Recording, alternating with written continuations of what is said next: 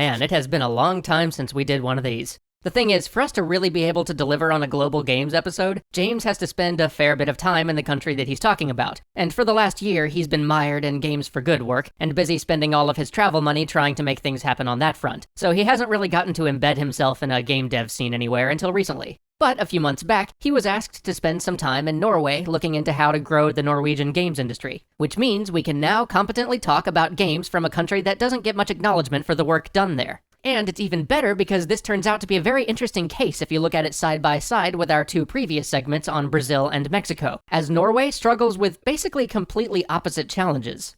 So let's dive in. First, let's talk about the fact that there's actually already games coming out of Norway. Among The Sleep, Teslagrad, The Secret World, Dreamfall Chapters, Fun Run, and the upcoming Owlboy all come from developers there. So it's not like Mexico or Brazil where the industry has to be built completely from the ground up. Rather, the problem is that while game development is happening in Norway, very few of these companies actually break even. And even the number of developers getting products out and generating any revenue at all is completely dwarfed by the number of companies that fall apart before they ever launch a title, or get trapped in a cycle of doing for-hire work for other industries. And you can't have a games industry unless you can pay people to work on games full-time.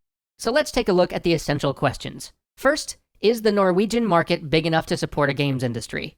Frankly, the answer here is simply no. Norway has a total population roughly the size of the San Francisco metro area. In Latin America, we saw the opportunity to grow a games industry by catering to an underserved market, the local population. But you can't support a games industry by developing for a nation that's smaller than the big cities in most of the major markets. This means that Norwegians are immediately going to have to compete on the world stage.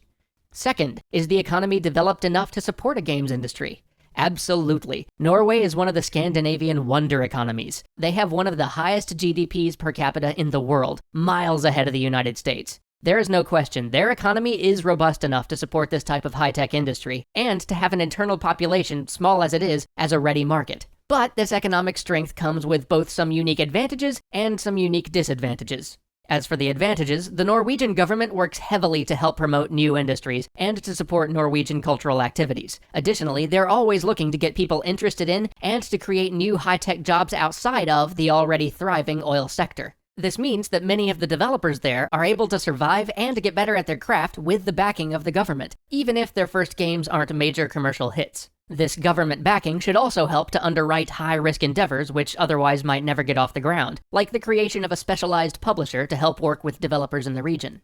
Additionally, healthcare costs are almost completely covered by the government as well, meaning that it's a little easier for small indie companies, as employees can take the risk to work on games while not worrying about what'll happen if they or someone in their family gets sick. But all of this economic power comes at a cost. While there's no universal minimum wage in Norway, the lowest paid workers James could find were McDonald's employees who were paid just north of $20 an hour.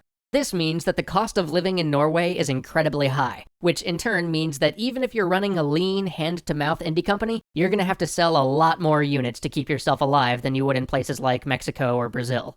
Third, what about education in the area? Norway is one of the best educated countries in the world, with low tuition costs and insanely high rates of people going for postgraduate degrees. This means that they certainly have a deep pool of people with technical skills necessary to create games. Additionally, English is taught very early on and is highly emphasized, so a large portion of the population are nearly native English speakers. This is important, as if Norway is going to compete in the games market, it's going to have to do it on the world stage, rather than just in Norway itself. And that means releasing games in English, and focusing on, rather than simply localizing for, the English language release. On the other hand, Norway has just begun building out game development courses as a subject of study. There are a few schools working on curricula to train game developers, but these schools are young yet, and are still working out exactly how to approach the topic. Additionally, they don't have the wealth of industry veterans that places like the US or Korea do to help with these programs. Alright, so that's the basics. Now let's talk about some of the uniquely Norwegian issues facing the game industry. First, everyone is a developer. There's no one handling any of the infrastructure or support, which is so essential to forming an industry. There's no marketing or PR, there's not specialized legal departments, although the government actually provides free legal help to startups, which is great for cutting costs. And there's no distribution or specialized QA. In fact, many of the companies barely have anybody in place who does what we'd call management or business. Second, anybody with the skills to make games will make a much better paycheck and have a much better chance at not simply being met with failure by simply working for the oil industry. This means that talent is often siphoned off, and that companies sometimes get distracted from their core projects by contract work from oil companies. Third, right now, venture capital in Norway doesn't understand the world of games. Oil and real estate there make for easy, solid return investments in fields venture capitalists there already know, so raising capital for games is a pretty hard sell. Fourth, janteloven.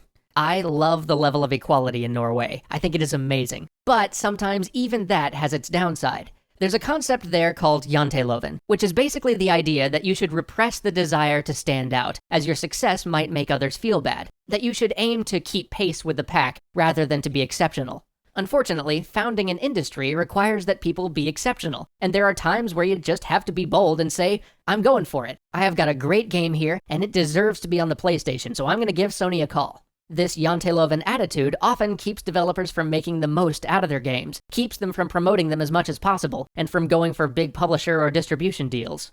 So how do you change the Norwegian game scene from a scene to a full-on industry? Well, first off, nothing's going to happen without infrastructure. If I could name one thing that I think would really make this happen, it would be to have the government put some weight behind building a publisher in Norway, fully understanding that it's going to run in the red for a few years. Without a protective internal publisher that can give Norwegian games the marketing, management, PR, and distribution they currently lack, any progress will be severely hampered, and no external publisher is going to give them the special attention they need.